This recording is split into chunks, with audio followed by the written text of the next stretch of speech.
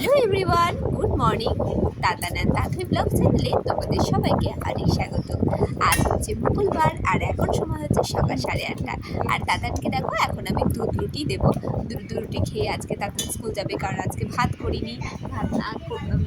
ভাত করিনি বলে আজকে ওকে রুটি করেছি। স্কুলে টিফিনেও রুটি দিচ্ছি আর রুটি দিচ্ছি। আর দেখো, তাতানকে স্কুলে পৌঁছে দিয়ে এসে ওর বাবাকে এখন একটুখানি রুটি দিয়েছি। রুটির সাথে কিছু ছিল না, তাই একটু আখের গুড় দিয়ে আজকে তাতানের বাবাকে ব্রেকফাস্টটা দিয়েছি। উঠে বসে পড়লো, দেখলে?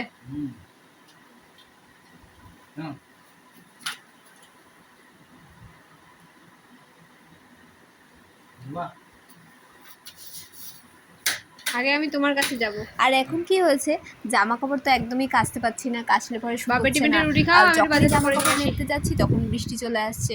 ওই জন্য কি করেছি, মানে একদম পোটলা টাইপের করে রেখে দিয়েছি।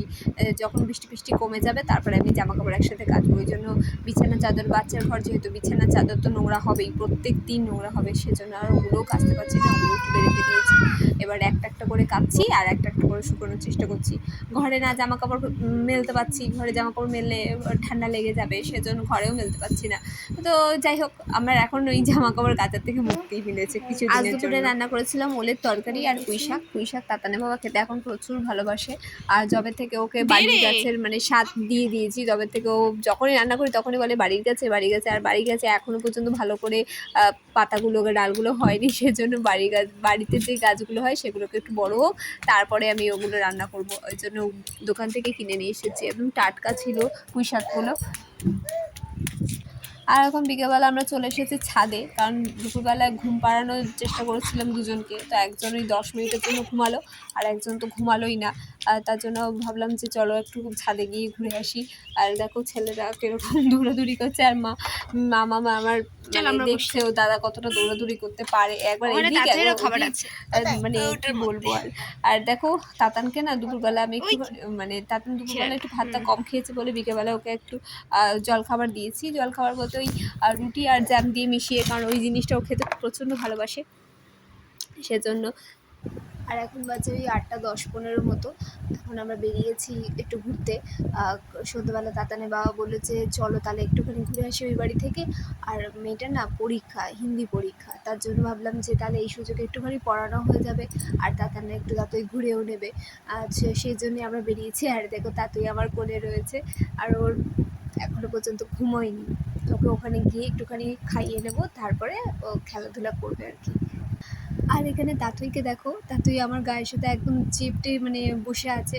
ও ভাবছে ও মনে পড়ে যাবে, কিন্তু ওকে একদম শক্ত করে ধরে নিয়েছি। আর তাতান হচ্ছে ওর বাবার সামনে রয়েছে। আর তাতুইয়ের সবথেকে ভালো লাগে হচ্ছে এইভাবে যেতে। ও সব সময় সারাক্ষণ আমার সাথে এইভাবেই থাকে। আর কোনো সময় আমাকে কাছছাড়া করে না, যতক্ষণ জেগে থাকে ততক্ষণ পর্যন্ত এভাবেই থাকে। আর আমরা চলে এসেছি এই বাড়িতে। আর এই দেখো, দাতান এসেই শুরু হয়ে গেছে। আর আজকে ওই 2 ভাই বোনের জন্য একটুখানি জুস আর একটু বিস্কুট এনেছিলাম, তো এখন ওগুলোই খাওয়াবে। আর তাতই খাবে হচ্ছে এই যে, তাতান খাবে হচ্ছে এই জুস, আর তাতই খাবে হচ্ছে দুধ।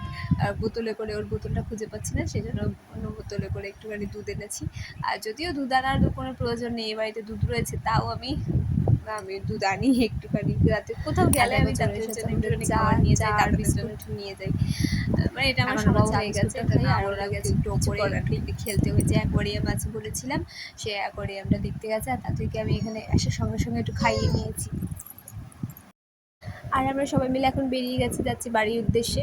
আর এখানে রাস্তায় দাঁড়িয়েছি একটুখানি খাবার কেনার জন্য। যেহেতু এখন না কি হয়েছে, গ্যাসটা না আমাদের শেষ হয়ে এসছে। এবার বুঝতে পারছি না, যে কোনো সময় গ্যাসটা অফ হয়ে যেতে পারে। এবার রাত দুপুরে যদি আমি রান্না করতে গিয়ে যদি দেখি গ্যাসটা অফ হয়ে গেছে, তাহলে রান্নাটা কিসে করবো? বাইরেও যেতে পারবো না, প্রচণ্ড অন্ধকার। সেজন্য আমি ভাবলাম যে তাহলে ওর বাবাকে বললাম যে রাতের খাবারটা তাহলে একটুখানি কিনে নাও, তারপরে আমরা বাড়িতে গিয়ে তাহলে সেগুলো খেতে পারবো। আর তাতানকে তাতান না বাইরের সব খাবার তাতান খায় না। তাতানের খাবারের সংখ্যা খুবই সীমিত, সেজন্য তাতান যা ভালোবাসে ওর জন্যই আর কি স্পেশাল নেওয়া, আর নাহলে আমাদের না হলেও চলতো আর কি। তো এখানে একটু দাঁড়িয়েছি। এখন দেখো, রাস্তা দেখে বুঝতে পারছো রাত কতটা হয়েছে।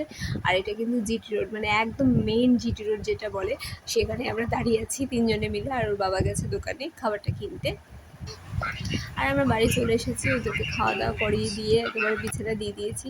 আর এই দেখো এখনও পর্যন্ত চোখে ঘুম নেই। ওখানে গিয়ে এমন করছিল মনে হচ্ছে না মানে একদম ঘুমে একদম মানে কি বলে কাবু হয়ে যাচ্ছে, একদম ওখানে ঘুমে কাবু হয়ে যাচ্ছিলো। আর এখানে দেখো বাড়িতে এসে একেবারে ওর মানে একদম মন ঠিক হয়ে গেছে। দেখেছো কিরকম দুষ্টুমি আরম্ভ করেছে। এই মানে এখন বলো একে ঘুম পাড়াতে আমার কতক্ষণ লাগবে। যদিও তাতুইকে নিয়ে শুলে পড়ে, তাতুই কিছুক্ষণের মধ্যে ঘুমিয়ে যায়। এবার দুইজনে ঘুমাবে। তাতান তো রাস্তা দিয়ে ঘুমোতে আসছিলো, কোনো রকমভাবে ঠেলে ঠেলে নিয়ে এসেছি। কারণ রাস্তায় যদি এখন তাতুই আমার কোলে থাকে আর রাস্তায় যদি তাতান ঘুমিয়ে পড়ে তাহলে তো আর মানে কি বলবো হয়ে গেল। এবার দুজনকে সামলাতে আমার হাত পুরো একদম ধরে দেয়। তার জন্য আমি ওদেরকে বলি যে প্লিজ তোরা এখন ঘুমাস না, বাড়িতে গিয়ে ঘুমোস। আর দেখো তাতুই এখন বাবার সাথে খেলা করছে। আর তাতান এবার ঘুম পাড়াবো।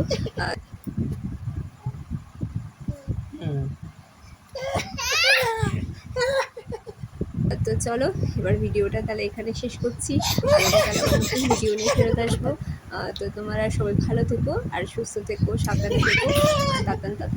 তাতান থেকে অনেক ভালোবাসা দিও। ব্লগটি যদি ভালো লেগে থাকে তাহলে অবশ্যই লাইক করে দিও, চ্যানেলটাকে একটু সাবস্ক্রাইব করে দিও। আর পেজ থেকে দেখে থাকলে অবশ্যই পেজটাকে একটু ফলো করে দিও। তো চলো তোমাদের সবাইকে জানাই গুড নাইট, এখন বাই।